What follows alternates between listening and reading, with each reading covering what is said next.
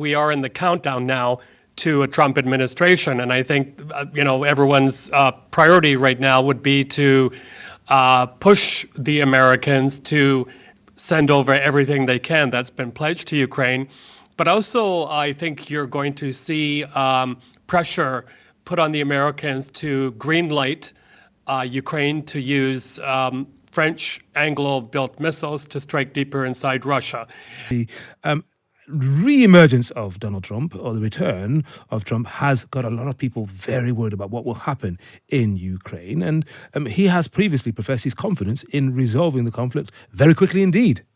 If I'm president, I will have that war settled in one day, 24 hours. How would you settle that war in one day? Because I'll meet with Putin, I'll meet with Zelensky.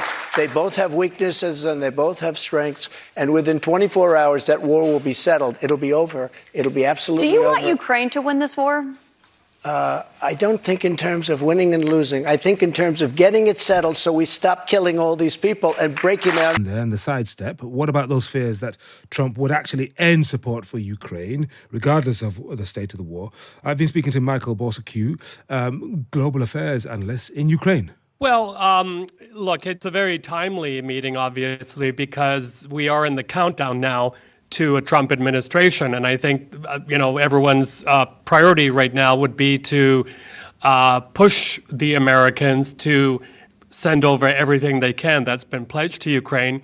But also, I think you're going to see pressure put on the Americans to greenlight Ukraine to use French-Anglo built missiles to strike deeper inside Russia.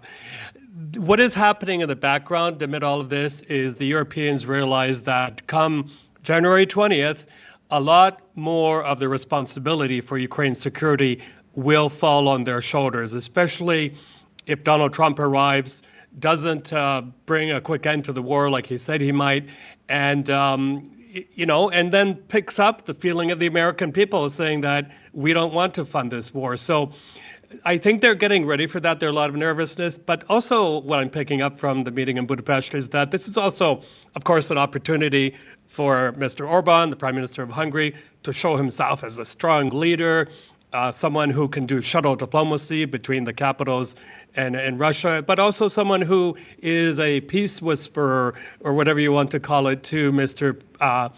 Trump, and take advantage of that relationship as well. We will see, but I'm not expecting miracles to come out of this, but I always say dialogue is better than no dialogue. Maybe they can all pull a little bit on Mr.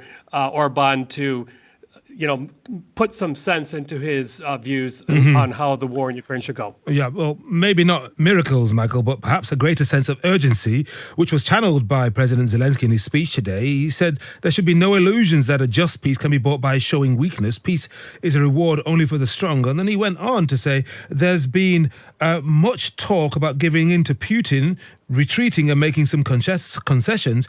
This is unacceptable for Ukraine and suicide for all of Europe. I presume the message wasn't just to the 40 or so leaders in that room or that stadium in Budapest. It was also for Washington and President-elect Trump. I wonder how he might respond to that. Well, I think from what we've heard so far from J.D. Vance and Mr. Trump is that they're leaning more towards the so-called Putin peace plan, where Russia would be able to retain what they've already captured or invaded, that there would be a very, very long demilitarized zone, and Ukraine would drop its bid for NATO and perhaps some other Western alliances. That is not on the books for Ukraine. No Ukrainian president would survive agreeing to something like that. So I think Mr. Zelensky, what he was saying there in Budapest, he's also talking to his own people, saying that we have to be strong and not weaken our demands, because what you do here on the street is that people are getting tired, understandably, fatigued, and they want to see an end to this war. And I think that's the strategy of the Russians, is to wear the Ukrainians down, and hence they will put pressure on Mr. Zelensky to negotiate for land or peace. But he's not showing any signs of weakness at the moment. Right. And if a Trump administration makes it very clear from day one, perhaps after a meeting with President Putin or a phone call, and then one with President Zelensky that the tap is being turned off. How long do you think European leaders will sustain the Ukrainian war effort? Yeah, it's a great question. Well, first of all, no phone call of congratulations has come from Mr. Putin to Mr. Trump, which is interesting. But I think that the problem here is for the Ukrainians is that Mr. Trump, because he's coming back to the White House, he's going to show that he's in control, that he can make change quickly, that he can get some deals down on the books. And I think he will be very, very pushy. I don't think he's going to care much about what the Ukrainians think, that I'm going to be the one to do this deal. But he is also going to have to pay attention to the greater role, for example, Saudi Arabia is playing. They are the ones that will probably host the next peace summit. They will have invited Russia and China to the table as well. China is a big player here too.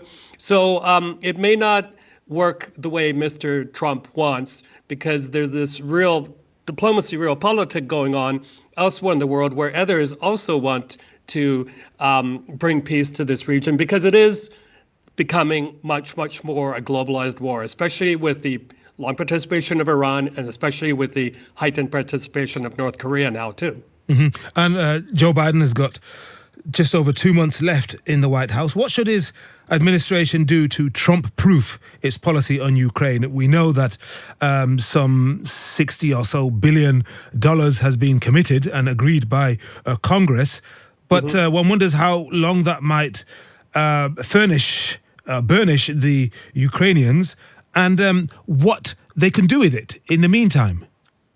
Yeah, well, what's working in Ukraine's favor here is that Mr. Biden will be in a hurry to try and have some big foreign policy win, cement his legacy as a master of foreign policy, of diplomacy. So he will do everything in his power to get that pledged aid to Ukraine. But the problem is a lot of this stuff that has been promised isn't just sitting on the shelves. It has to be made and manufactured. And plus, the United States obviously has some other competing priorities too, for example, in the Middle East. But I think what will happen is that the Americans, the White House under Mr. Biden, will give London and Paris the quiet okay to allow Ukraine to use those long-range missiles to strike deeper into Russia, hoping that it will change the equilibrium here a little bit more in Ukraine's favor.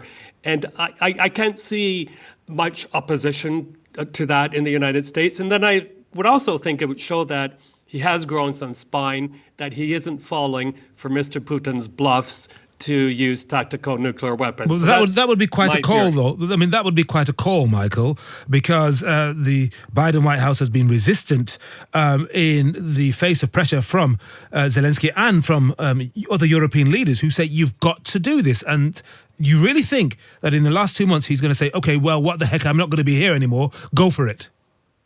Well, that's the beauty of being a lame duck president. And, he could always say, well, the Europeans are pressuring me to do this. He can say that they're closer to the conflict. They know better than anyone else. And, he should also admit that this drip feed approach to providing aid to Ukraine has not worked.